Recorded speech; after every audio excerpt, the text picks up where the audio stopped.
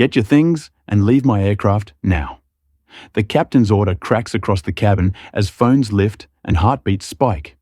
A 17-year-old girl stays seated, fingers steady on a paperback, while a veteran pilot turns security into a weapon. Passengers trade glances, some complicit, some awake. He believes his stripes make him untouchable. What he doesn't know, and what we do, is that the kid he's humiliating is the daughter of the man who owns the skies he's trying to police. In 90 seconds, a quiet no will turn into a corporate earthquake, and the only thing getting grounded today won't be her seat. It'll be his career. The air in the jet bridge at JFK Terminal 4 carried that distinct travel scent. Recycled air conditioning mingled with the faint metallic hint of jet fuel. For 17-year-old Zoe Bennett, it was the smell of anonymity, and she savored it. Dressed in a simple grey hoodie, dark jeans, and with a pair of well-worn Bose headphones around her neck, she blended seamlessly into the river of passengers flowing into the belly of the Pinnacle Airways Airbus A321. She was just another face in the crowd, a teenager heading to Atlanta, and that's exactly how she wanted it. Her ticket booked under the simple name Z. Bennett was for seat 12B, a middle seat. She didn't mind. Her adoptive father, Dominic Bennett, had offered to book her in first class, but she'd refused. "I need to see it how everyone else does, Dad," she had explained over the phone that morning. "No special treatment. That's the entire point." Dominic's voice had softened with pride. "You know what you're doing. Just remember to document everything, but don't put yourself in a position where I can't walk away." She finished for him. "I know this isn't my first undercover mission." Zoe smiled at the memory as she joined the boarding line. Few people would guess that the unassuming teenager in faded jeans was the adopted daughter of Dominic Bennett, whose name was whispered with reverence in financial circles. Even fewer would know that just 3 months ago, Dominic had become the majority shareholder of Pinnacle Airways through a swift hostile takeover. The acquisition had been strategic, even ruthless. Dominic had seen a legacy airline rotting from within. Inefficiency was just the beginning. More alarming was the culture of customer contempt that had taken root in the company. His plan was to rebuild Pinnacle from the ground up, and Zoe's trip was the first secret step, a grassroots audit. She was his eyes and ears, tasked with observing everything from the cleanliness of the lavatories to the morale of the flight crew. As Zoe found her row, she gave a small, polite smile to the woman by the window and the man on the aisle sliding past them to her designated spot. She buckled her seatbelt, pulled out a paperback novel, and settled in. The pre-flight symphony began around her, clicking overhead bins, murmuring conversations, and the cheerful, slightly strained chimes of call buttons. At 17, Zoe possessed a quiet confidence that often caught people off guard. She had been 9 when Dominic adopted her, after her parents, his closest friends, died in a car accident. The first years had been difficult. Grief had made her withdrawn, but Dominic's patience and unwavering support had transformed her. By 13, she was sitting in on business meetings. By 15, she was helping analyze customer feedback for his companies. Now at 17, she was his secret weapon in understanding the true customer experience. "Document, don't intervene," she reminded herself, opening her novel. Today, she was just Zoe Bennett, ordinary passenger, not the daughter of the airline's new owner, not the girl who could make or break careers with her report. Just Zoe for now. Up in the cockpit, the atmosphere was markedly different from the bustling cabin. Captain William Reynolds performed his pre-flight checks with practiced, almost board efficiency that came from 25 years of commercial flying. His movements were mechanical precise, the culmination of thousands of identical sequences. Reynolds was a pilot of the old guard. He had silver temples, a jaw that seemed permanently set in mild disapproval, and a deep-seated belief that he was the last bastion of true authority in an increasingly soft world. At 58, he had watched his profession change in ways that left him quietly seething. The new customer is always right. Initiatives and diversity training seminars felt like personal insults to his expertise and judgment. Hydraulics check complete. He muttered, initialing the form on his clipboard with a sharp, angry flick of the wrist. APU running normally. His first officer, Miguel Ramirez, was 34, nearly half Reynolds' age, and 10 times more anxious. Miguel respected Reynolds' technical skill immensely. The man could fly through a hurricane with his eyes closed, but was often unnerved by his captain's simmering resentment toward the changing industry. Last of the stragglers coming on board now, Miguel said, glancing at the small monitor that showed the jet bridge camera. "Should be able to push back on time." Reynolds grunted, not looking up from his checklist. "Let's see if they can manage that. This generation thinks on time is a suggestion." He tapped his watch impatiently. "Back in my day, we respected schedules. We respected authority." Miguel nodded non-committee, focusing on his own checklist. He'd learned to navigate Reynolds's moods with careful neutrality. 6 months as his first officer had taught him that agreeing too enthusiastically made him seem like a sycophant, while disagreeing even mildly triggered Reynolds's defensiveness. "Ground crew confirms baggage loading is complete," Miguel said, changing the subject. Reynolds nodded, then paused, his attention caught by the cabin monitor. He leaned forward, eyes narrowing, as he studied the grainy feed showing passengers settling into their seats. "Who's that?" he asked, pointing to a young woman in a grey hoodie, taking her seat in row 12. Miguel glanced at the screen. "Just looks like a teenager." "She keeps looking around," Reynolds said, his voice hardening. "Notice that, checking all the exits, watching the crew." Miguel looked again. The girl had simply glanced up when a flight attendant passed, then returned to her book. Completely normal behavior, but he knew better than to contradict Reynolds directly. "Probably just first flight nerves," he suggested mildly. Reynolds' mouth tightened. Or something else. He stared at the monitor a moment longer, then returned to his checklist with renewed intensity, but Miguel noticed his eyes flicking back to the screen. Every few seconds his focus broken. "Weather looking clear all the way to Atlanta," Miguel said, hoping to redirect Reynolds' attention. "Flight time estimated at 2 hours, 18 minutes. Reynolds nodded absently, but his mind had already latched onto something else, something that would soon transform Flight 721 from a routine journey into a defining moment for everyone on board. Sophia Davis moved through the first-class cabin with practice efficiency, her smile a masterclass in professional warmth. As the lead flight attendant, she'd been with Pinnacle Airways for nearly 12 years and had developed a sixth sense for flight dynamics, not just the mechanical kind, but the human kind. Today's energy felt off. She couldn't quite place it, but something in the pre-departure rhythm wasn't right. Maybe it was Captain Reynolds. She'd flown with him enough times to recognize his moods, and today he seemed particularly tense. She'd learned to manage difficult pilots with a careful blend of deference and strategic avoidance. "Coffee." "Before we push back, Captain," she asked, poking her head into the cockpit during her pre-flight preparations. "Black 2 sugars," Reynolds replied without looking up. "And make sure the cabin is secured properly this time. Last flight, I noticed several bags that weren't completely under the seats." "Of course," Captain Sophia said evenly, ignoring the implied criticism. "We're on it." As she prepared his coffee, her colleague Jordan Taylor approached. At 27, Jordan was newer to Pinnacle, still bright-eyed, despite the company's well-known morale issues. Her idealism sometimes irritated the more seasoned crew members, but Sophia appreciated her genuine care for passengers. "Everything okay?" Jordan asked quietly. "Reynolds seems extra prickly today." Sophia handed her the coffee cup. "Just the usual. Here, you take this to him. I need to finish the pre-departure checks." Jordan hesitated. "He doesn't like me." "Says I'm too casual with passengers." "You're fine," Sophia assured her. "Just don't engage beyond the essentials." As Jordan reluctantly took the coffee to the cockpit, Sophia continued her walk through the cabin, checking seat belts and overhead bins. When she reached row 12, she noticed a young woman deeply absorbed in her book. There was a quiet intensity about the girl, a composed stillness that stood out amid the travel chaos. Sophia offered a warm smile as she passed. The girl looked up, her eyes bright and intelligent, and returned a small, genuine smile of her own before returning to her reading.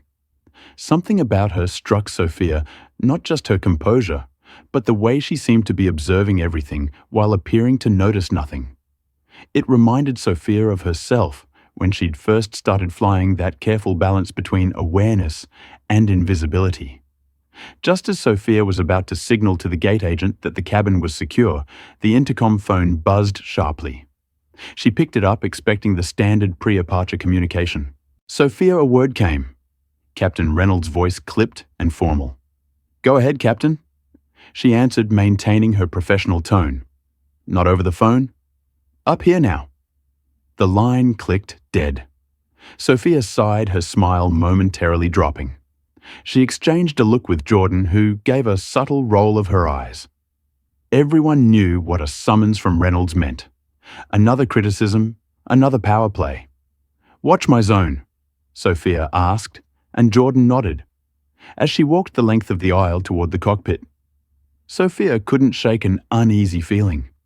10 years of flying had given her good instincts, and right now those instincts were telling her that something unusual was brewing. She just hoped whatever Reynolds wanted wouldn't delay their departure. She had no way of knowing that this conversation would change not just their schedule, but the entire trajectory of Pinnacle Airways itself. The heavy reinforced cockpit door was slightly ajar.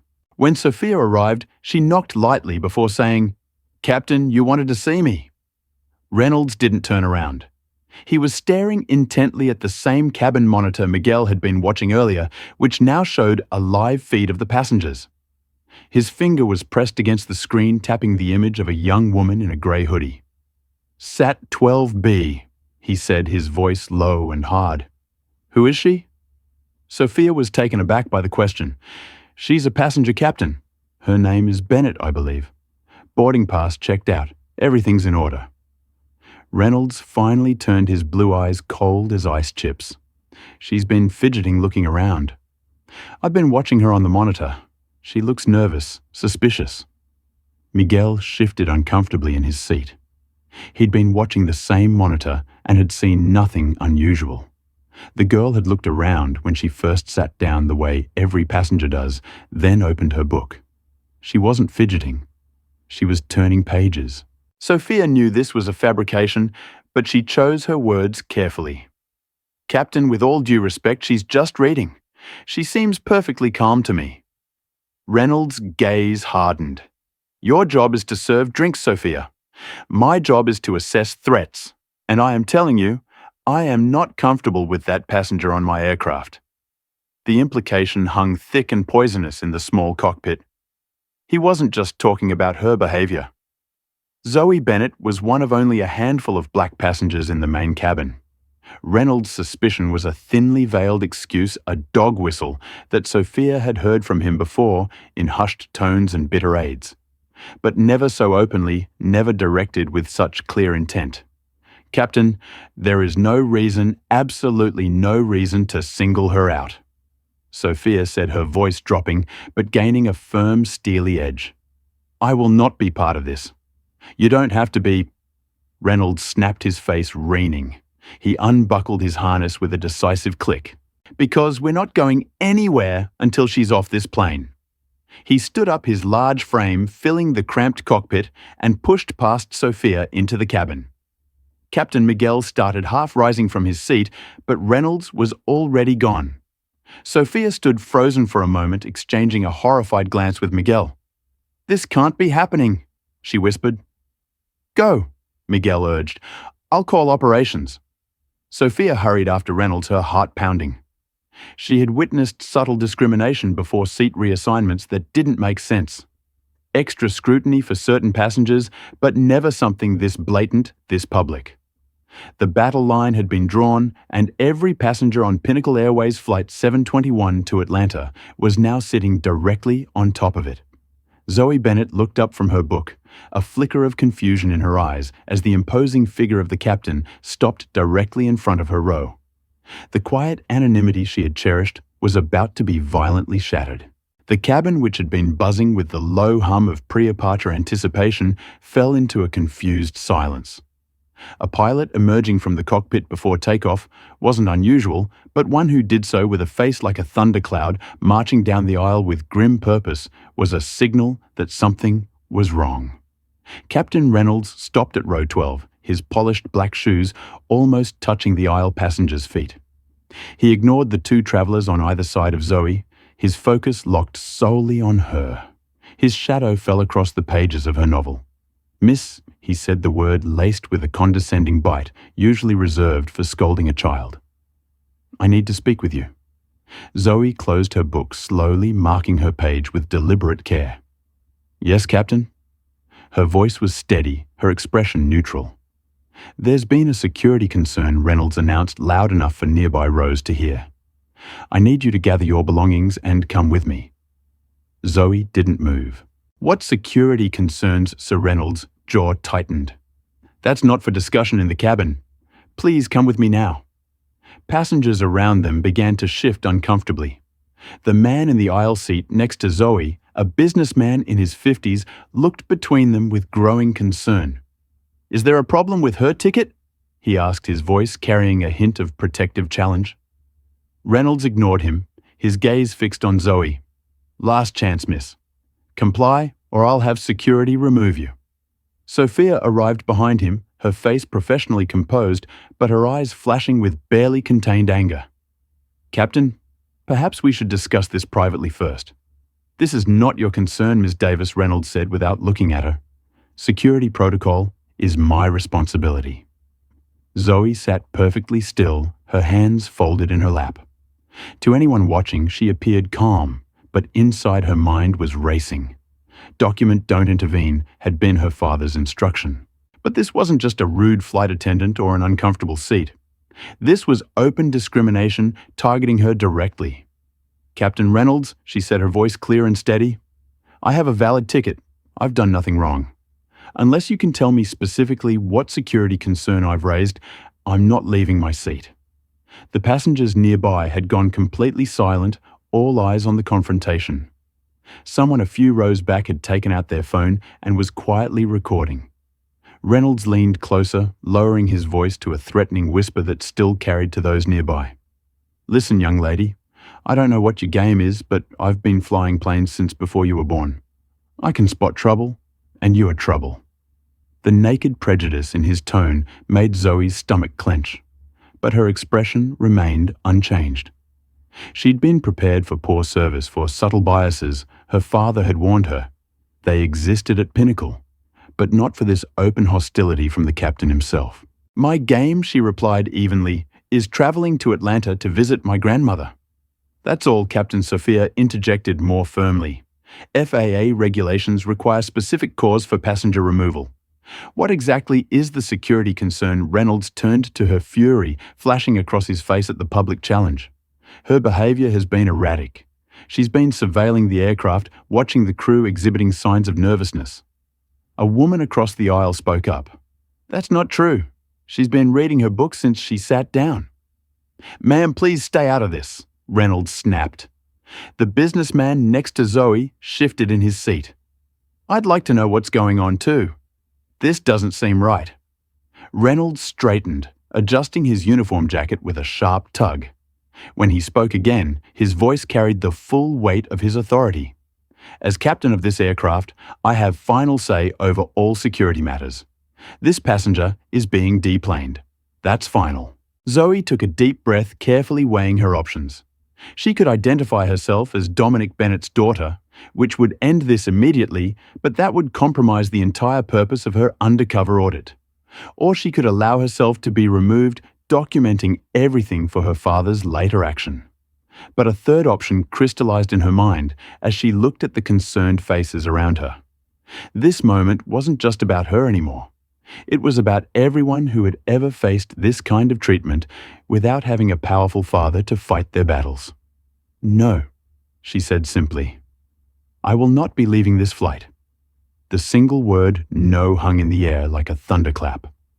Captain Reynolds blinked momentarily, thrown by Zoe's calm defiance. Passengers exchanged glances, tension crackling through the cabin. In row 3, an older man with silver-rimmed glasses leaned forward, watching the scene unfold with growing concern. Reynolds recovered quickly, his face hardening. "This isn't a negotiation. Security will remove you if necessary." Sophia stepped closer, positioning herself slightly between Reynolds and Zoe. "Captain, I must respectfully disagree with your assessment. I've been observing this passenger, and there's absolutely no security concern here." The public challenge from his lead flight attendant clearly infuriated Reynolds, but before he could respond, the older man from row 3 stood up. He was tall, distinguished, with a gentle but authoritative presence. "Excuse me," he said, his deep voice carrying effortlessly through the cabin. "I'm Dr. Thomas Wilson, Professor of History at Howard University. I couldn't help but overhear, and I'm troubled by what's happening." Reynolds turned sharply. "Sir, please return to your seat. This doesn't concern you." "I'm afraid it does," Dr. Wilson replied calmly. "It concerns all of us when authority is misused." He turned, slightly addressing the other passengers as much as Reynolds. "I've witnessed moments like this before in our history. They never age well." Around the cabin, more passengers were taking out phones, quietly recording. A woman in row 15 stood up. She was in her early 40s, with a confident bearing and shrewd eyes. "Gabriela Hernandez," she introduced herself. "I'm an attorney, and I'd like to point out that removing a passenger without clear cause could constitute discrimination, especially given the circumstances." Reynolds's face flushed with anger. "This is my aircraft. You will all return to your seats now, or we'll deplane everyone and sort this out at the gate." Instead of cowering, more passengers began to speak up. "She hasn't done anything wrong," called a young man from the back. "I've been watching." "She's just been reading," added a woman nearby. Zoe remained seated, outwardly calm. Under her tray table, hidden from view, she sent a text to her father. "It's happening exactly as you predicted. Captain Reynolds' discrimination targeting me directly." Reynolds' eyes darted around the cabin, clearly not expecting this level of passenger resistance. His authority, something he'd wielded unquestioned for decades, was being challenged by ordinary people with nothing more than their sense of justice. "This is a security matter," he insisted, his voice rising. "I am the captain. This is my aircraft. I make the final decision about who flies." From the cockpit doorway, Miguel appeared, having heard the commotion. His face palled as he took in the scene. This was rapidly spiraling beyond a minor incident into something that could end careers, including his own, if he didn't act. "Captain, he called operations is on the line. They need to speak with you." Reynolds ignored him, focusing instead on Zoe with renewed intensity. "Last chance. Gather your belongings and leave quietly." Dr. Wilson moved into the aisle, not confrontational, but firmly present. "Young lady," he said to Zoe, "you don't have to go anywhere. Your ticket is valid and you've broken no rules." "Sir, I'm warning you," Reynolds began. But Wilson cut him off with a raised hand. "I've seen this story play out before, Captain. In Montgomery, in Greensboro. The ending never favors those who try to exclude." His voice was not loud, but it carried the weight of history. Other passengers were now openly discussing the situation, the mood shifting from confused observation to active participation. The cabin had divided into factions, some supporting the captain's authority, others vocally defending Zoe. Phone cameras recorded every moment. Sophia exchanged a quick glance with Jordan, who had appeared near the front of the cabin. A silent communication passed between them. This had gone too far to back down now. Captain Sophia said firmly, "I am officially registering my disagreement with this action. There is no legitimate security concern with this passenger." Reynolds turned on her, his voice dropping to a dangerous whisper. "You're risking your job, Davis." She straightened her shoulders. "I'm doing my job, Captain, ensuring fair treatment of all passengers." The confrontation had transformed from a pilot's unilateral decision into a public referendum on authority and justice. And with every passing moment, more passengers were choosing sides. Captain Reynolds' face had turned a dangerous shade of red. He stood rigid in the aisle, his authority visibly eroding with each passing second. The cabin had become a pressure cooker with Reynolds at the center. Enough he barked his voice, cutting through the murmurs. This flight is not leaving until that passenger is removed. That is my final decision. The ultimatum hung in the air, heavy and absolute. Reynolds turned to Sophia. Call the gate. Have them send security to remove this passenger. Sophia stood her ground. I will not do that, Captain. There is absolutely no reason to remove this passenger. Jordan stepped forward to stand beside Sophia, her voice shaking slightly, but determined. I agree with Miss Davis. This isn't right. Reynolds' eyes narrowed dangerously. You're both risking your careers. Davis Taylor, this is insubordination. It's integrity. Sophia corrected quietly. From the cockpit, Miguel watched the standoff with mounting anxiety. Protocols were clear. The captain had final authority over security matters. But this wasn't about security. This was about something ugly and personal. He had a choice: remain silent and be complicit, or speak up and potentially end his career. He stepped forward into the cabin. Captain, I need to speak with you privately. Reynolds rounded on him. Not now, Ramirez. Yes. Now Miguel insisted, his voice firmer than it had ever been with Reynolds. As first officer, I have safety concerns about your current judgment. A collective intake of breath swept through the cabin. A first officer challenging a captain publicly was almost unheard of. Reynolds stared at Miguel as if he'd been slapped. You will return to the cockpit immediately, Reynolds ordered. Not until we resolve this? Miguel replied, surprising even himself with his resolve. At the gate, airline staff had become aware of the situation. A supervisor was speaking urgently into a phone while two gate agents hovered anxiously by the aircraft door, uncertain whether to intervene. In seat 12B, Zoe remained the calm center of the storm.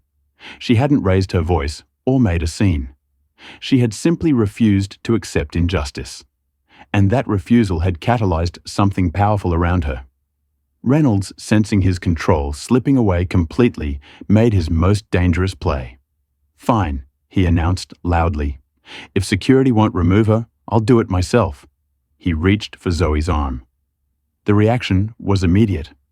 The businessman in the aisle seat shot to his feet, blocking Reynolds. Don't touch her, Doctor. Wilson moved swiftly down the aisle. Captain, that would be assault. Gabriela Hernandez had her phone up recording. Everyone is witnessing this, she called out. Reynolds froze, his hand suspended in midair as he realized he was surrounded not by passive travelers, but by engaged citizens who had drawn a line. His face twisted with fury as he addressed the entire cabin. I am the captain of this aircraft. My word is final. Either she leaves or we don't fly. The ultimatum hung in the air for a moment before a clear voice cut through the tension. Then we don't fly, said Dr. Wilson firmly. I'll wait for the next flight called another passenger. Me too, echoed several others. A remarkable thing was happening. Passengers were choosing justice over convenient, solidarity over schedules. The quiet girl in 12B had become a symbol of something larger than herself, and ordinary people were taking extraordinary stands. Reynolds looked around wildly, his authority evaporating before his eyes, in a last desperate attempt to regain control. He uttered the words that would ultimately seal his fate. I am God on this plane. What I say goes, and I say she goes now. The statement sent a ripple of shock through the cabin. Several passengers gasped. Jordan covered her mouth. Miguel closed his eyes briefly, knowing that statement would haunt Reynolds forever. And through it all, Zoe sat still, her hands folded in her lap, watching history unfold around her with clear, observant eyes. When she finally spoke, her voice was soft, but carried to every corner of the cabin. I think she said carefully that my father would be very interested to hear those words, Captain Reynolds. The cabin had transformed into something none of them had experienced before. Not just a confrontation, but a genuine community forming in real time around a shared sense of justice. People who had boarded as strangers were now unified by a collective purpose. Live streams were multiplying across the cabin. A young woman near the back narrated events for her viewers. The captain is trying to remove a teenage girl for absolutely no reason. She's just sitting there reading. Everyone can see what's really happening. The videos were already spreading beyond the aircraft. Hashpin discrimination began trending within minutes as clips circulated on social media platforms. Dr. Wilson had taken on an unofficial role as mediator, his academic expertise giving him a unique perspective. What we're witnessing, he explained to those seated near him, is a textbook example of authority confronting changing social norms. Throughout history, moments like these have been catalysts for institutional change. Gabriela Hernandez moved through the cabin quietly, informing passengers of their rights. "They can't remove you for supporting her," she assured a nervous elderly couple. "Document everything. This matters." Near the front, a businesswoman in her 60s named Nancy Parker watched the unfolding scene with visible discomfort. Unlike many passengers, she sided with Reynolds. "This is ridiculous," she said loudly. "If the captain has security concerns, we should trust his judgment. He's trying to keep us safe." Her comment created a small island of agreement among some passengers, revealing the cabin's division. A man nearby nodded. "The captain has final authority for a reason. We don't have to like it, but we should respect it." The conflict had become symbolic of larger societal divisions. Trust in traditional authority versus demands for accountability, personal convenience versus collective justice. Reynolds seized on this support. These passengers understand safety isn't a democracy. Sometimes difficult decisions must be made. Zoe, who had remained largely silent throughout, finally turned to address Nancy Parker directly. "Ma'am, I respect your concern for safety, but what exactly have I done that makes me a threat? I've been reading quietly since I boarded." The simple, direct question left Parker momentarily flustered. "Well, I assume the captain has his reasons." "But what are those reasons?" Zoe pressed gently. "Should someone be removed from a flight without a clear explanation?" Before Parker could answer, Reynolds interjected, "I don't have to explain myself to passengers." "Actually, you do," Sophia countered, gaining confidence. "Passenger removal requires documentation and justification." At the gate, Pinnacle ground staff were becoming increasingly concerned. The delayed departure was creating a ripple effect throughout the system, and the social media explosion was reaching alarming proportions. The station manager was on the phone with corporate headquarters, desperately seeking guidance. Inside the plane, the atmosphere continued to intensify. More passengers had left their seats, forming loose clusters of conversation throughout the cabin. What had begun as one man's prejudice had evolved into a spontaneous forum on rights, respect, and responsibility. Miguel approached Reynolds, speaking quietly but firmly. "Captain, this has gone too far. We need to de-escalate." Reynolds rounded on him. "Whose side are you on?" Ramirez Miguel stood his ground. "I'm on the side of doing our job professionally. This isn't professional." In seat 12B, Zoe received a text message. She glanced down at her phone, and for the first time since the confrontation began, a small smile touched her lips. "What's so funny?" Reynolds demanded, noticing her expression. "Nothing funny," Captain Zoe replied calmly. "Just confirmation that help is on the way." Reynolds' eyes narrowed suspiciously. "What does that mean? Who are you texting?" Before she could answer, Gabriela Hernandez called out from the back. "Captain Reynolds, you should know that my law firm represents several civil rights organizations. They're already being briefed on this situation. The pressure was mounting from all sides." Reynolds' face showed the first flickers of doubt as he realized the situation had escalated far beyond his control. But rather than backing down, he doubled down. "Security!" he shouted toward the aircraft door. "I need security in here now." The aircraft door reopened, and a stocky man in a navy blue uniform stepped into the cabin. Anthony Whitfield, head of security at JFK Terminal 4, surveyed the scene with the measured calm of someone who had handled countless difficult situations. "What's the situation?" "Captain," he asked Reynolds, his voice neutral but authoritative. Reynolds pointed at Zoe. "This passenger needs to be removed. Security concern. Anthony glanced at Zoe, then back at Reynolds. What's the specific concern, Captain? Suspicious behavior. Watching crew movements, surveilling exits. I don't feel comfortable with her on my aircraft. Anthony nodded thoughtfully, then asked, has she made any threatening statements or actions? She's refusing to comply with my orders? Reynolds replied, frustration evident in his voice. That's enough. Sophia stepped forward. Mr. Whitfield, I'm the lead flight attendant. I've been observing this passenger since boarding, and there has been absolutely no suspicious behavior. She's been reading quietly. This request for removal has no legitimate basis. Anani's expression remained professional, but his eyes sharpened. He was caught in a difficult position. Airline protocol gave Captain significant authority, but what he was seeing didn't align with Reynolds' claims. Young lady, he addressed Zoe directly, have you been asked why you're being removed? No, sir, Zoe replied. Captain Reynolds simply said, I was a security concern without explanation. Dr. Wilson joined the conversation. So dozens of us have been watching. This young woman has done nothing wrong. Anthony took a moment to assess the cabin, the standing passengers, the recording phones, the palpable tension. He'd been in security long enough to recognize when a situation had crossed a critical threshold, and this one clearly had. Captain, he said carefully, I'm not comfortable removing a passenger without clear cause, especially given the circumstances. Reynolds' face darkened. Are you refusing to do your job? I'm doing my job properly, Anthony corrected. Passenger removal requires documented cause.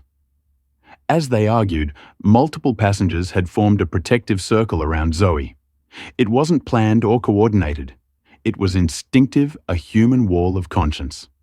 We're not letting you take her, said the businessman from the aisle seat firmly. You'll have to remove all of us, added a woman from across the aisle. The standoff had reached its breaking point. Reynolds, sensing his authority crumbling completely, made one final desperate play. He addressed the entire cabin, his voice rising to a near shout. Anyone interfering with crew instructions is violating federal law. All of you could be arrested. The threat hung in the air for a moment before Gabriela Hernandez responded coolly. Unlawful instructions aren't protected, Captain. We all know what's happening here. As the confrontation reached its apex, Zoe remained the calm center of the storm. Outwardly composed, she was experiencing a complex mix of emotions. Anger at the injustice, pride in the passengers standing up for her, and a deep sadness that such bigotry still existed. She thought back to conversations with her father, lessons he'd taught her about navigating a world that wouldn't always see her worth. There will be moments, Dominic had told her once, when people will try to make you feel small, try to erase you from spaces they believe you don't deserve to occupy. In those moments, remember who you are. Not just my daughter, but a human being worthy of dignity. Your power isn't in shouting louder, but in standing firmer. Back in the present, Reynolds was issuing his final ultimatum to Anthony Whitfield. Remove her now, or I'll call your supervisor and have you removed too. Anthony straightened, making his decision. Captain Reynolds, I cannot in good conscience remove this passenger without valid cause. If you insist on this course of action, I'll need to escalate to my supervisor and airline management. The words were barely out of his mouth when a commotion at the aircraft door drew everyone's attention. A man in a tailored suit had appeared, flanked by two Pinnacle Airlines representatives in corporate attire. The energy in the cabin shifted instantly. Even before he spoke, there was something in the man's bearing, a quiet, absolute confidence that commanded attention. Reynolds turned irritation clear on his face at yet another interruption. Who are you? He demanded. This is a secure area. The man stepped forward, his gaze moving from Reynolds to Zoe and back again. When he spoke, his voice was calm but carried to every corner of the cabin. My name is Dominic Bennett. I believe you've met my daughter. Time seemed to freeze in the cabin. Passengers exchanged confused glances, not yet grasping the significance of the newcomer. Reynolds stared at Dominic Bennett, his expression shifting from irritation to uncertainty. Your daughter, Reynolds, repeated, his eyes darting between Dominic and Zoe. Dominic moved with unhurried purpose down the aisle. He was tall, impeccably dressed, in a charcoal suit that spoke of quiet wealth rather than flashy status. At 52, he carried himself with the assured dignity of someone who had nothing to prove to anyone. His presence alone changed the energy of the aircraft, not through intimidation, but through absolute certainty. "Yes, Captain Reynolds." Zoe Bennett, my daughter Dominic confirmed, stopping a few feet from Reynolds, though that's hardly the most relevant fact at the moment. Reynolds's mind was working quickly, trying to place the name. Bennett. Something about that name had been in the company newsletters recently, but he couldn't quite. Mr. Bennett, one of the Pinnacle representatives, said, quickly stepping forward, "We're deeply sorry for any misunderstanding." Recognition finally dawned in Reynolds' eyes, a flash of realization followed immediately by the first traces of fear. "You're the new majority shareholder," he said, his voice losing its commanding edge. Dominic didn't acknowledge the statement. Instead, he looked at Zoe, his expression softening momentarily. "Are you all right?" "I'm fine, Dad," she answered simply. He nodded, once then turned back to Reynolds, his face a controlled mask of fury held firmly in check. This wasn't the wild anger of someone losing control. This was the cold, focused rage of someone who had seen injustice too many times before. "Captain Reynolds," Dominic began, his voice deceptively calm. "I received a concerning text from my daughter about 20 minutes ago. She described a situation that, quite frankly, I found difficult to believe." He glanced around the cabin, taking in the standing passengers, the recording phones, the palpable tension. Now I see she wasn't exaggerating. Reynolds drew himself up, attempting to regain his authority. "Mr. Bennett, with all due respect, this is an operational matter. As captain, as captain." Dominic cut him off smoothly. "You have a responsibility to ensure the safety of this aircraft and its passengers. Tell me exactly, how was my 17-year-old daughter threatening that safety?" Reynolds floundered for a moment. She exhibited suspicious behavior. What behavior? Dominic pressed, looking around, surveilling exits. Dr. Wilson stepped forward. "Sir, I've been watching since before the captain approached. Your daughter was simply reading her book. She refused to comply." Reynolds tried again. With an unlawful order, Gabriela Hernandez interjected. "I'm an attorney, Mr. Bennett. What happened here was textbook discrimination." Dominic listened to the passengers with a thoughtful nod before turning back to Reynolds. "It seems we have quite a few witnesses contradicting your assessment, Captain." The corporate representatives looked increasingly uncomfortable.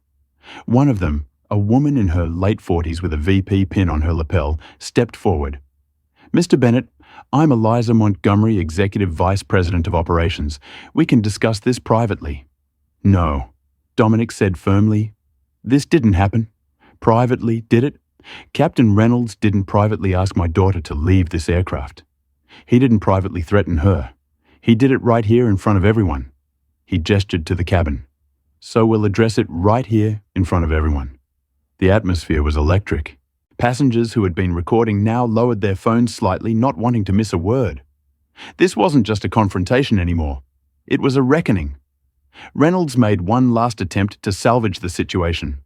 "Mr. Bennett, perhaps there's been a misunderstanding. Security protocols sometimes require difficult decisions." "Stop."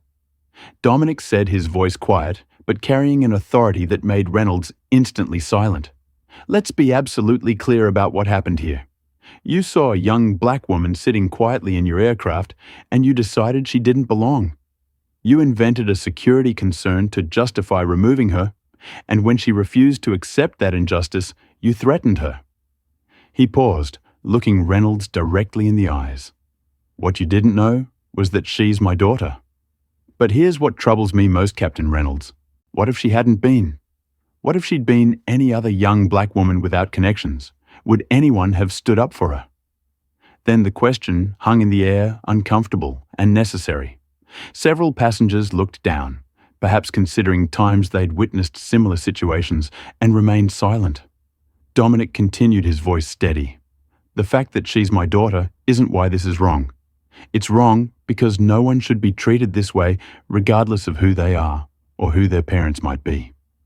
Reynolds had gone pale, finally understanding the magnitude of his mistake and its potential consequences.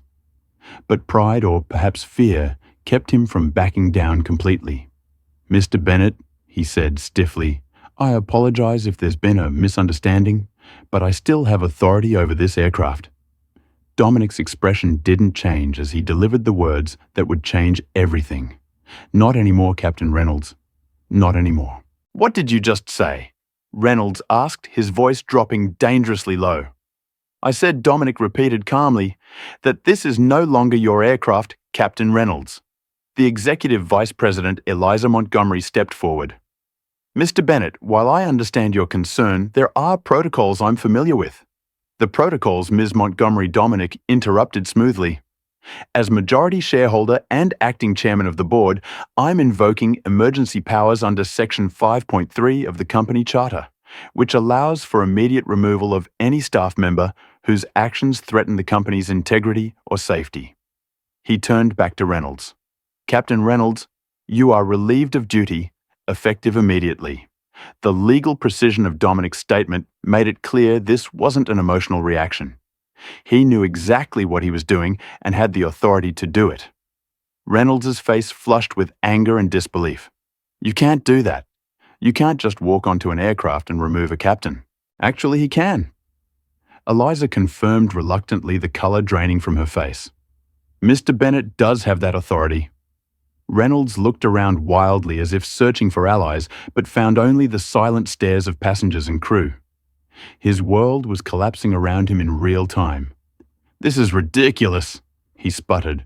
"One little inconvenience to your daughter, and you're abusing your power. This is not about inconvenience." "Captain," Dominic said, his voice hardening for the first time. "This is about discrimination. This is about abuse of authority. This is about the culture of this airline that allowed you to believe you could behave this way without consequences." Dominic turned to Miguel, who had been standing nearby.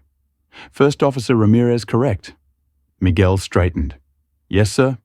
I understand you questioned Captain Reynolds' judgment during this incident." Miguel swallowed hard, but answered firmly. "Yes, sir. I did." Dominic nodded approvingly. "You're now acting captain for this flight. Can you safely operate this aircraft to Atlanta?" Miguel's eyes widened slightly, but he recovered quickly. "Yes, sir. Absolutely." "Good," Dominic said. "M. Davis will continue as lead flight attendant." He turned to Reynolds. "Captain, please collect your personal belongings from the cockpit. Mr. Whitfield will escort you from the aircraft." Reynolds stood frozen, the full reality of what was happening finally sinking in. "You're destroying my career over this 30 years of service, and you're ending it because I tried to maintain security." "No," Captain Dominic replied evenly. "You're destroying your career by choosing discrimination over dignity. The fact that you still don't understand what you did wrong tells me this isn't your first time. It's just the first time you've been held accountable." A ripple of approval moved through the cabin. Dr. Wilson nodded solemnly. Gabriela Hernandez had never stopped recording. Reynolds made one last desperate stand. "I'm not leaving. This is my flight." Dominic sighed, then turned to address the entire cabin. "Ladies and gentlemen, I apologize for the continued delay. It seems Captain Reynolds requires some additional persuasion." He nodded to Anthony Whitfield. "Mr. Whitfield, please call for backup. Captain Reynolds will be leaving this aircraft either willingly or with assistance." The security chief nodded and spoke into his radio. Reynolds looked around the cabin, finally comprehending how completely he had lost control of the situation. "You're making a mistake," he said to Dominic, his voice hollow. "You'll regret this." "No," Captain Dominic replied. "The only mistake was allowing a culture where someone like you could feel empowered to act the way you did today. The only regret I have is not being here sooner." 2 additional security officers appeared at the aircraft door. Reynolds' shoulders sagged as the fight finally left him. Without another word, he turned and walked stiffly toward the cockpit to collect his belongings. As Reynolds disappeared into the cockpit, a spontaneous round of applause broke out among the passengers. Some stood, others simply nodded in approval. The release of tension was palpable. Dominic raised his hands, calming the cabin. Please, this isn't a victory to celebrate. This is a failure that we're beginning to address. He turned to Miguel. Captain Ramirez, how quickly can you prepare for departure? Miguel straightened at his new title. 20 minutes, sir. I'll need to complete the pre-flight checks again. Good. Please proceed. Dominic said, then turned to Sophia. Miss Davis, please ensure the cabin is ready for departure as soon as possible. Both nodded and moved to their duties with renewed purpose. The confrontation was over, but its impact was just beginning to ripple outward.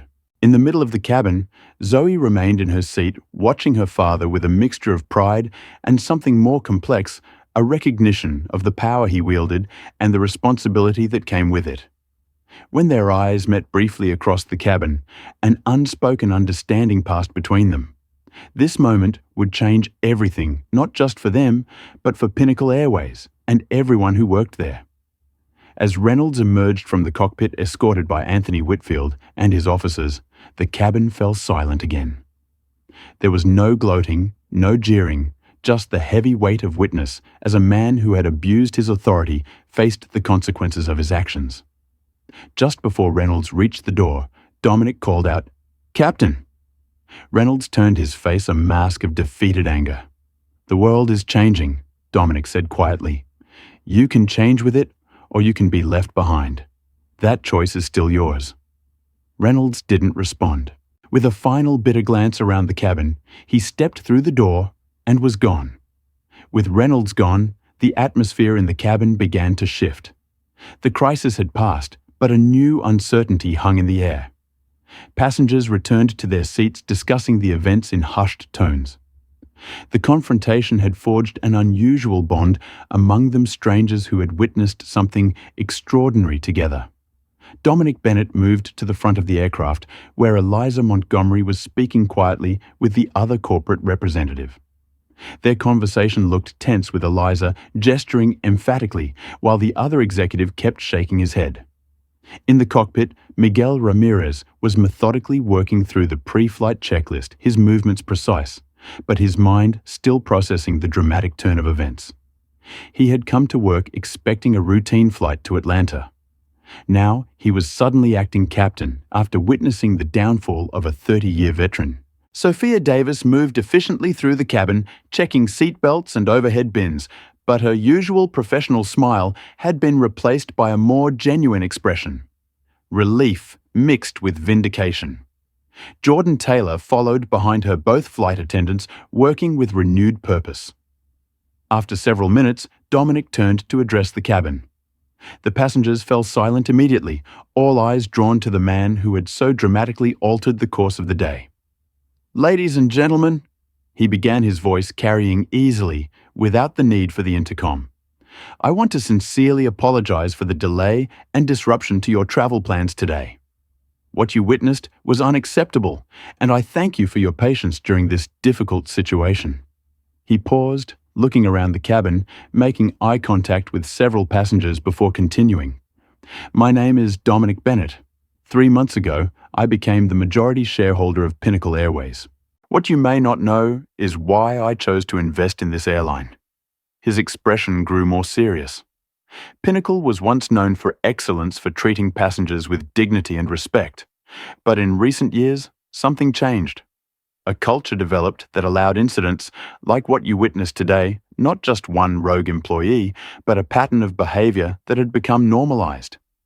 From her seat in 12B, Zoe watched her father with quiet pride. This wasn't just about defending his daughter. This was about the vision he had shared with her from the beginning, transforming Pinnacle back into an airline where everyone was treated with dignity. Today, Dominic continued, my daughter Zoe was conducting what we call a passenger experience audit, traveling anonymously to experience Pinnacle as ordinary customers do. What happened to her happens to countless travelers every day. People judged not by their actions, but by their appearance. The difference is that today there were consequences. Dr. Wilson nodded solemnly. It's about time, he murmured, just loud enough for those nearby to hear. I know many of you have connections to make in Atlanta, and others have important commitments, Dominic acknowledged. Captain Ramirez is preparing the aircraft for departure, and we should be underway shortly. He paused, and the cabin sensed he was approaching his most important point. However, before we continue, I need to share a decision I've made, one that will affect not just this flight, but every Pinnacle Airways flight worldwide. The cabin grew even quieter, passengers leaning forward slightly. Effective immediately, Dominic announced, his voice firm and resolute. All Pinnacle Airways flights are grounded. Gasps rippled through the cabin. Eliza Montgomery closed her eyes briefly, her worst fears confirmed.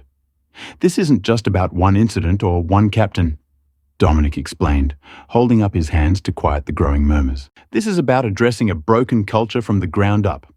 Every aircraft, every route, every flight grounded until we can implement immediate reforms to ensure that what happened here today never happens again.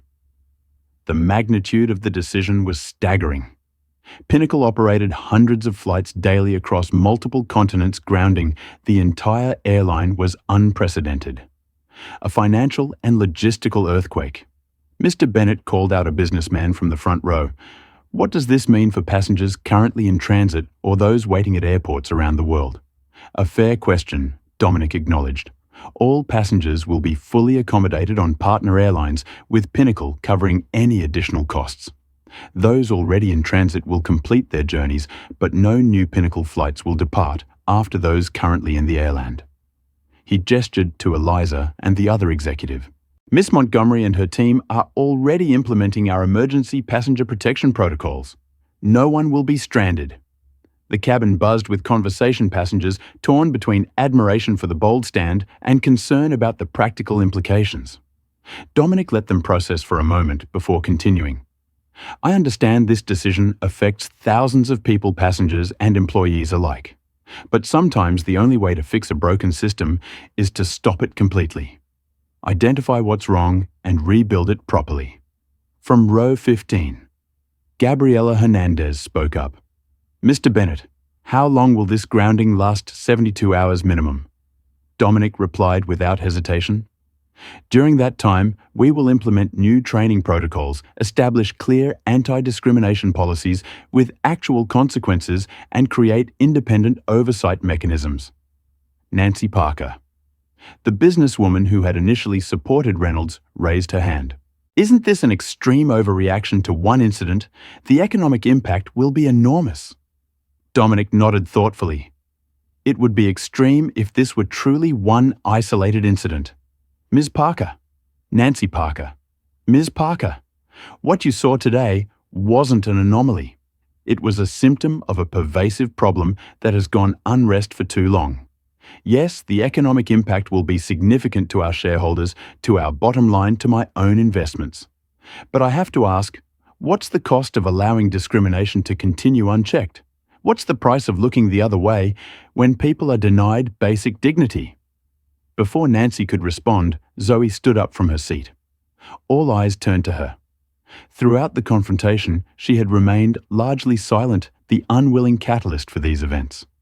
Now she spoke with a quiet confidence that belied her 17 years. The problem isn't just with Pinnacle, she said, her voice clear and steady. It's everywhere. The difference is what we choose to do about it. She looked around the cabin, meeting the eyes of various passengers. Everyone here made a choice today. Those who spoke up, those who recorded, those who formed a circle around me. You chose to not look away. That's what changes things. The cabin fell silent, absorbing her words. Dr. Wilson nodded approvingly. Even Nancy Parker seemed thoughtful. Dominic smiled at his daughter with unmistakable pride before addressing the cabin again. Flight 721 will continue to Atlanta as planned. Upon arrival, all passengers will receive full refunds, additional compensation, and priority rebooking on partner airlines for any connecting flights. He looked around the cabin one final time. What happened today wasn't planned, but how we respond to it, that's a choice. Pinnacle Airways will emerge from this as a different airline, one that truly values every passenger, regardless of who they are or what they look like. As if to punctuate his statement, The engines began to spool up. Miguel's voice came over the intercom.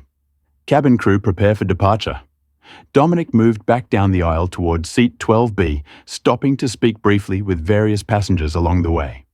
When he reached Zoe, he squeezed her shoulder gently before taking the seat across the aisle that had been hurriedly vacated for him. Flight 721 would soon be airborne, carrying not just its passengers to Atlanta, but the beginning of a transformation that would ripple through an entire industry. As the aircraft pushed back from the gate, news of Dominic Bennett's unprecedented decision was already spreading across social media news outlets and airline boardrooms worldwide. The grounding of Pinnacle Airways had begun. The scene at Hartsfield-Jackson Atlanta International Airport was unlike anything in recent memory. News crews crowded the terminals. Passengers clustered around television screens and social media feeds overflowed with first-hand accounts from Flight 721. Breaking billionaire ground's entire airline after discrimination. Incident Pinnacle Airways CEO calls emergency board meeting amid fleet-wide grounding. Captain removed mid-flight after attempting to eject black teenager. As Flight 721 taxied to the gate, passengers could see the media frenzy waiting for them through the small oval windows.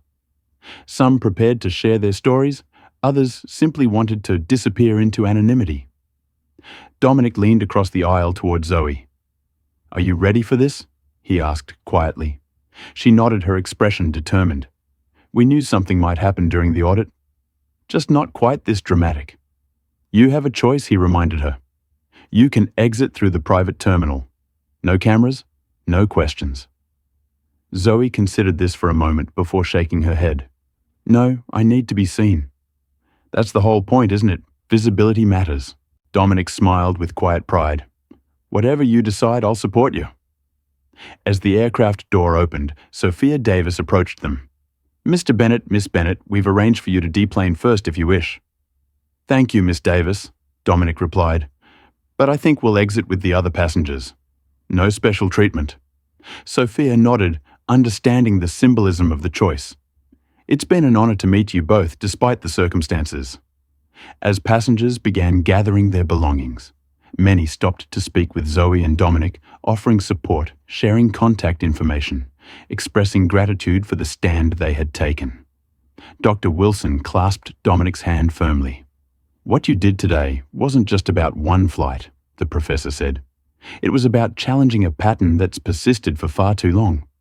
Gabriela Hernandez handed Dominic her business card. "My firm would be honored to assist with implementing the new policies pro bono, of course." Meanwhile, across the country and around the world, the impact of Dominic's decision was already sending shockwaves through the aviation industry. At Chicago, O'Hare stranded Pinnacle passengers crowded customer service desks, their reactions ranging from fury to understanding as agents explained the unprecedented situation. "So we're not flying because some pilot was racist," demanded one irritated businessman. "Sir, we're rebooking you on American Airlines," the agent replied calmly. "Your new departure time is in 90 minutes, and Pinnacle is covering all additional costs plus providing a full refund and compensation." In Pinnacle's corporate headquarters, the emergency boardroom was chaos. Executives shouted over each other while financial analysts calculated the staggering costs of the grounding. The CEO, Francis Blackwell, a veteran aviation executive known for prioritizing profits over people, pounded the table in frustration. "He can't do this. Bennett has exceeded his authority." Eliza Montgomery, who had returned on the first available flight from New York, stood her ground. "Actually, he can. I've reviewed the company charter with legal. As majority shareholder and acting chairman, he has emergency powers in situations involving company-wide ethical breaches. This is one incident," Blackwell shouted. "One captain on one flight." "It's not just one incident," Eliza countered, sliding a folder across the table. "These are complaints filed over the last 2 years. Discrimination, profiling, selective enforcement of policies, all buried, all ignored." The board members exchanged uneasy glances as they reviewed the documents. "How did Bennett get these?" someone asked. Eliza straightened her shoulders. "I gave them to him. Someone had to." In a television studio in Atlanta, William Reynolds sat uncomfortably under the bright lights, his uniform replaced by a wrinkled suit, his confidence shattered. The interview wasn't going as he'd hoped. "Captain Reynolds, you've claimed this was about security, not race," the interviewer pressed. "But multiple witnesses, including the head of airport security, have stated there was no observable security concern. How do you respond to that?" Reynolds shifted in his seat. "My job is to assess potential threats. Sometimes that requires making difficult decisions based on instinct and experience. And in 30 years of flying, has your instinct ever led you to remove a white teenager for reading a book?" Reynolds' face flushed. "This isn't fair. You're twisting the situation. We're simply asking questions based on eyewitness accounts and video evidence." The interviewer replied coolly, "Including your statement, captured on multiple recordings, that you are God on this plane. Would you like to explain that remark?" As Reynolds fumbled for a response, the damage to his reputation deepened with every word. Back at the Atlanta airport, Zoe and Dominic finally emerged into the terminal, immediately surrounded by cameras and microphones. Dominic stepped slightly forward, instinctively shielding his daughter while addressing the press. "My daughter and I will make a full statement later today," he said firmly. "For now, I'll simply say this. What happened on Flight 721 reflects a broader problem, not just at Pinnacle, but throughout the industry. The grounding of our fleet isn't punitive, it's corrective. We're hitting pause to ensure we get this right," a reporter shouted over the others. "Mr. Bennett, industry analysts are calling this financial suicide. Pinnacle's stock has already dropped 17%. Dominic's expression didn't waver.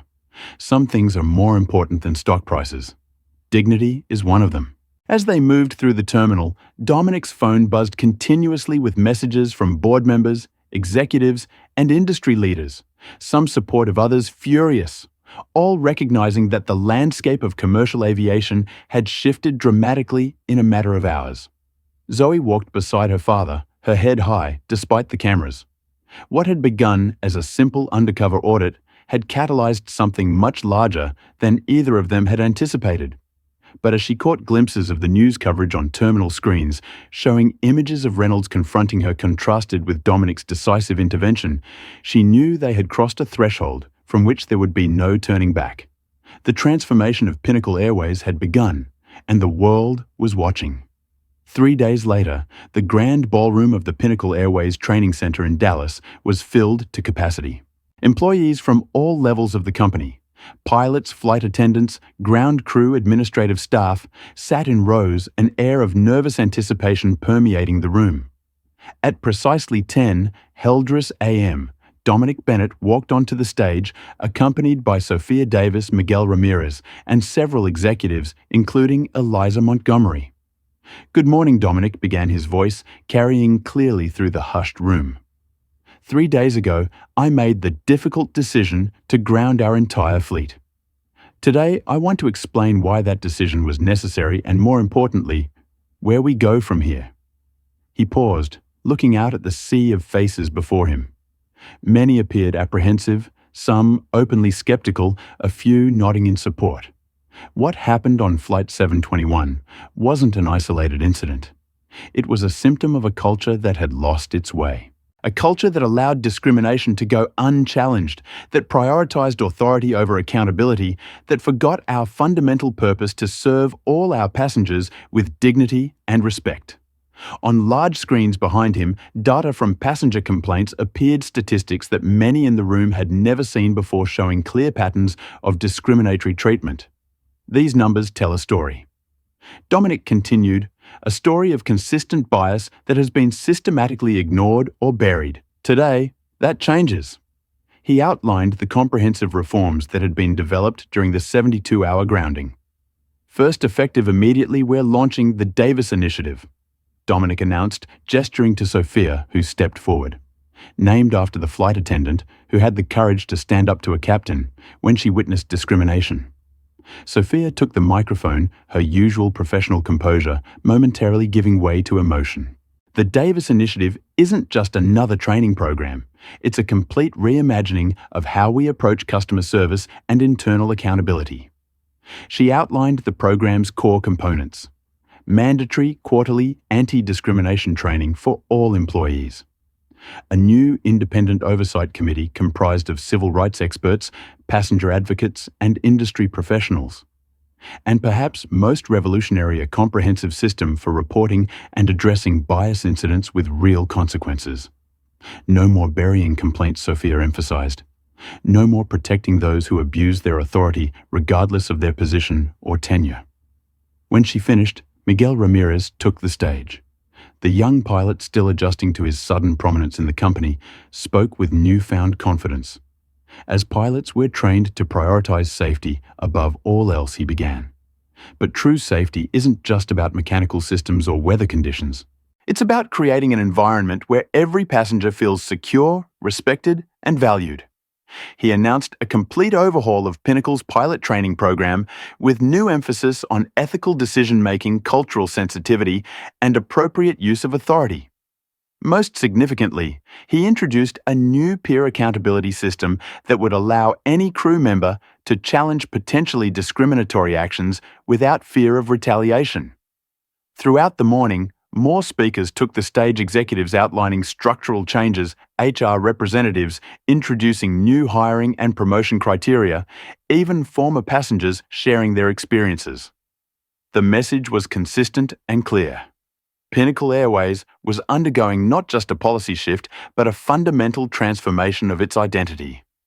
As the formal presentations concluded, Dominic returned to the stage for what would become the most talked about moment of the day. Change isn't just about new policies, he set his tone more personal than before. It's about leadership. It's about who we choose to elevate and empower. He invited Eliza Montgomery to join him. I'm pleased to announce that the board has unanimously approved my recommendation of Eliza Montgomery as the new Chief Executive Officer of Pinnacle Airways. The announcement sent ripples of surprise through the audience. Francis Blackwell, the previous CEO, was conspicuously absent. Ms. Montgomery demonstrated exceptional integrity during the Flight 721 incident. Dominic explained. When others were concerned about stock prices and PR damage, she focused on doing what was right. That's the leadership Pinnacle needs moving forward. Eliza stepped to the microphone, her expression serious but determined. Thank you, Mr. Bennett. To everyone in this room, I won't promise that the road ahead will be easy. Transforming a corporate culture never is.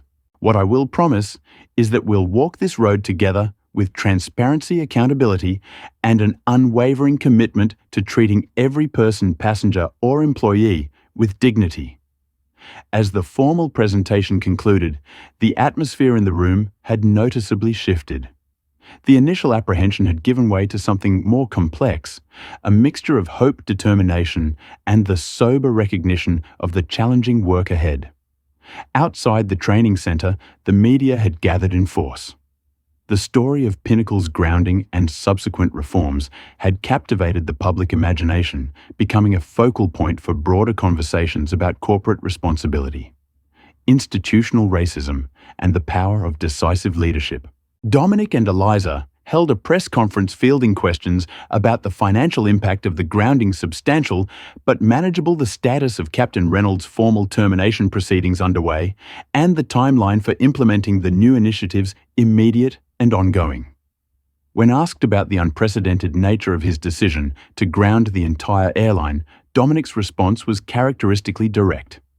Sometimes the only way to fix a broken system is to stop it completely, examine what's wrong, and rebuild it properly. We could have made superficial changes while keeping planes in the air, issued apologies, conducted reviews, promised to do better. But that approach has failed countless times before. Real change requires real commitment, and real commitment often requires sacrifice. As Pinnacle Airways resumed operations the following day, passengers discovered a transformed experience. Every boarding gate featured prominent displays outlining passenger rights and company values. Flight attendants and gate agents had received intensive refresher training during the grounding. Most notably, every aircraft now carried an independent observer, a rotating position filled by trained professionals from outside the company, responsible for monitoring crew-passenger interactions and ensuring compliance with the new standards. The most visible symbol of change, however, was the Davis pin, a small silver emblem worn by all Pinnacle employees, designed by Sophia herself. Its simple design featured two wings embracing a diverse array of symbols representing different backgrounds and identities.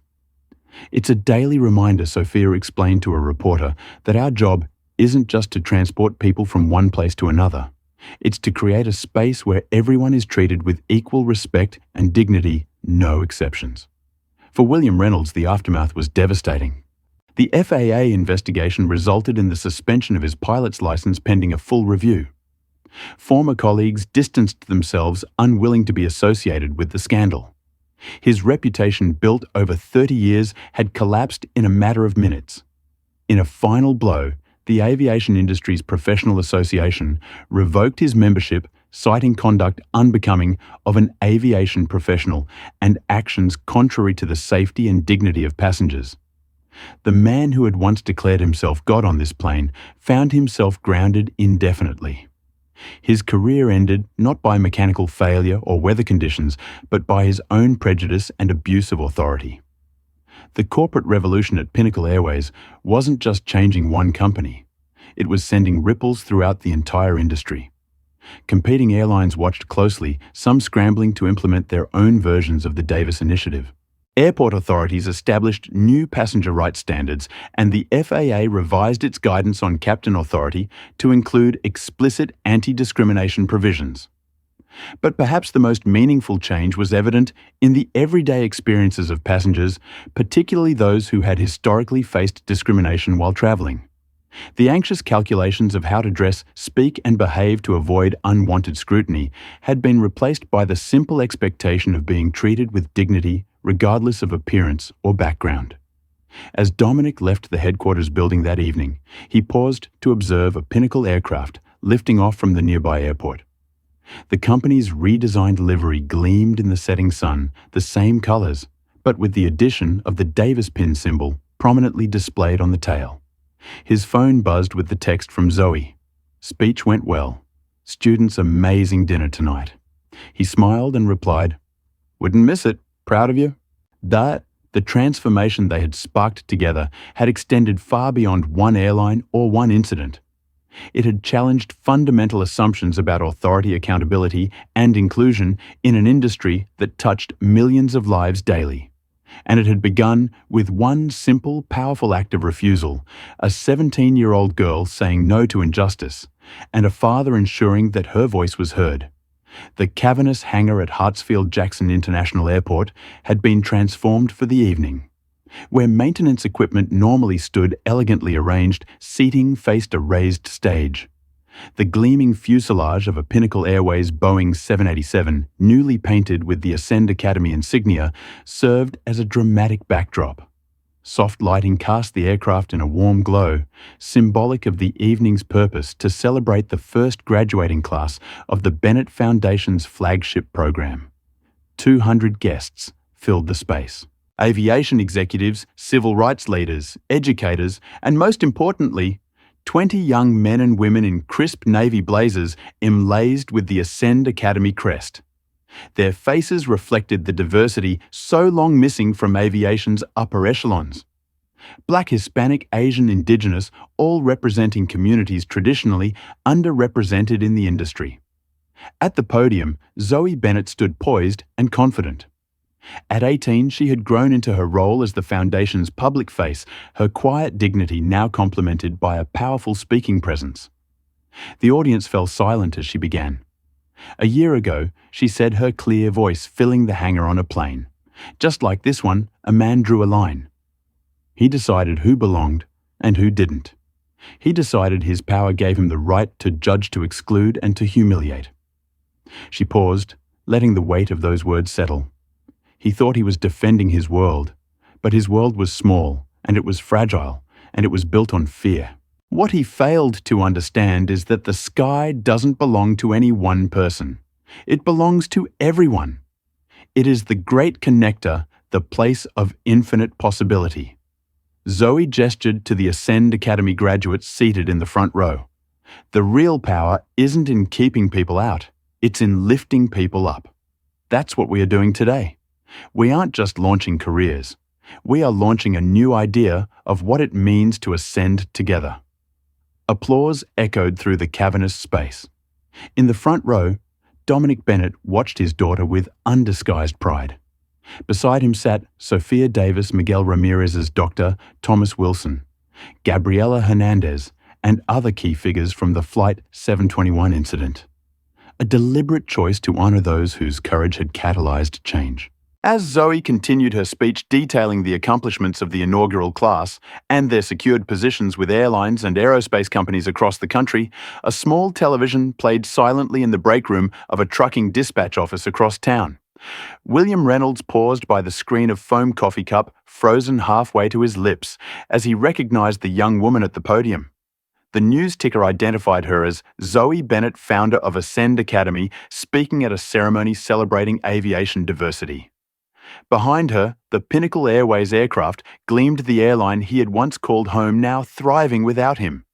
For a moment, he stood transfixed, watching this confident young leader, the same girl he had tried to remove from his aircraft a year ago. The world had indeed moved on without him. The industry he had loved was now being shaped by the very person he had tried to cast out. Reynolds didn't say a word. He simply turned away from the screen, picked up his headset, and disappeared back into the anonymous drone of his new life, forever grounded while others soared. Back at the ceremony, Zoe was introducing the Academy graduates one by one, each standing to applause as she highlighted their achievements and future positions. Their faces shone with pride and purpose, representing not just personal triumph, but a fundamental shift in what was possible. As the formal presentation concluded, the hangar transformed for the reception. The Ascend Academy graduates mingled with aviation executives, many engaged in animated conversations about innovations and opportunities. These weren't just symbolic hires or diversity statistics. They were emerging leaders bringing fresh perspectives to an industry in transformation. Dominic found Zoe near the aircraft, deep in conversation with a young woman who had just accepted a position as a flight engineer with a major manufacturer. "I'm so proud of you," he said when they finished embracing his daughter. "Not just for what you've built, but for who you've become through all of this." Zoe smiled, glancing around at the gathering. "It was never just about that one flight, was it?" Dominic agreed. "That was just the catalyst. What matters is what follows, the change that lasts beyond the headlines." Sophia Davis approached them now, carrying herself with the confidence of an executive rather than the careful deference of cabin crew. "The Davis Initiative quarterly report is ready for review," she told Dominic. "Continuation of positive trends across all metrics." "Excellent," Dominic nodded. "Though I think we can officially stop calling it the Davis Initiative now. You've more than earned the recognition, but the principles have become part of Pinnacle's DNA."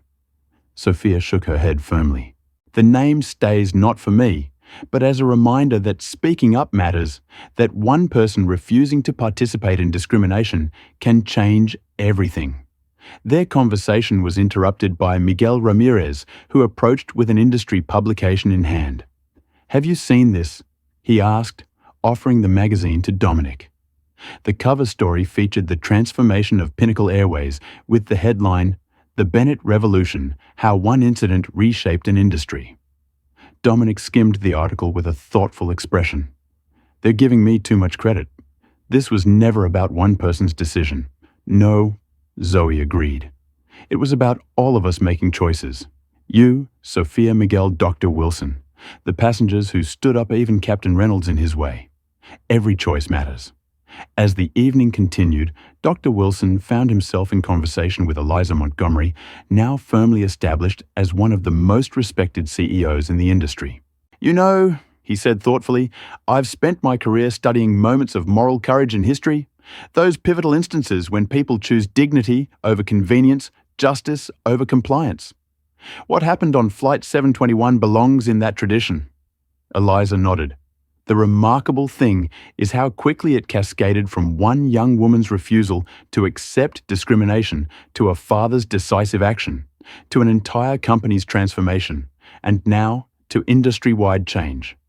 "That's how progress often works," Wilson replied.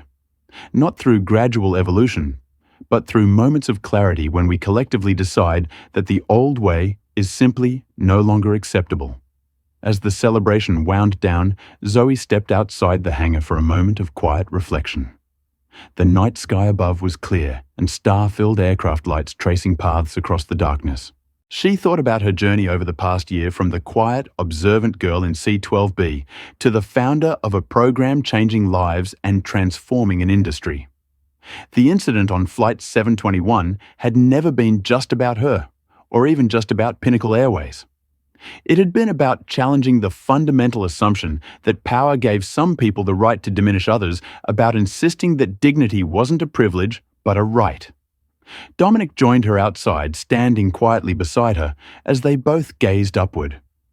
"What are you thinking?" he asked after a moment. "I'm thinking about connections," Zoe replied, "about how the sky links us all, how planes bring people together across every kind of distance. That's what makes what happened on that flight so wrong, using something meant to connect people as a tool to divide them instead." Dominic nodded thoughtfully. "And that's what makes what you've built so powerful, using that same technology to create opportunity to ensure that the future of flight reflects all of us." Inside the hangar, the Ascend Academy graduates gathered for a final photograph in front of the aircraft, their faces bright with purpose and possibility. They represented not just the future of aviation, but a future where belonging wasn't determined by appearance or background, where authority came with accountability, and where progress was measured not just in miles flown or profits earned, but in dignity preserved. The transformation that had begun with one girl's quiet no and one father's decisive action had expanded beyond them, beyond Pinnacle Airways, beyond even the aviation industry. It had become a template for how courage and clarity could transform institutions that had long seemed immovable. As Zoe rejoined the celebration, moving among the graduates with words of encouragement and connection, she embodied the principle that had guided her from the beginning. True power wasn't found in exclusion, but in elevation, not in keeping people out, but in lifting them up. And in that understanding lay the difference between those who merely occupied positions of authority and those who truly led the recognition that the highest use of power was not self-preservation, but transformation. When Zoe Bennett refused to leave her seat on Pinnacle Airways Flight 721, she couldn't have known that her quiet dignity would spark a revolution that transformed an entire industry. Her simple act of refusing to accept injustice, backed by her father's decisive intervention, didn't just ground an airline for 3 days. It grounded outdated attitudes and soared beyond discrimination's limited horizons. 1 year later, the echoes of that moment continue to resonate in the Davis Initiative that has become the gold standard for accountability in the Young Ascend Academy. Graduates bringing fresh perspectives to aviation, and in the thousands of passengers who now travel with the simple expectation of being treated with dignity regardless of who they are. The story of Flight 721 reminds us that no one is too powerful to face consequences, and no voice too quiet to spark change. When we choose to stand or remain seated for what's right, we create ripples that transform not just moments, but movements. If this story touched your heart, please hit the like button and share it with someone who needs to hear it. Subscribe to our channel for more powerful stories of courage and transformation, and join our community of people who believe in the power of standing up for what's right. Remember, change doesn't require a position of power. It only requires the courage to say no when faced with injustice. Your voice matters more than you.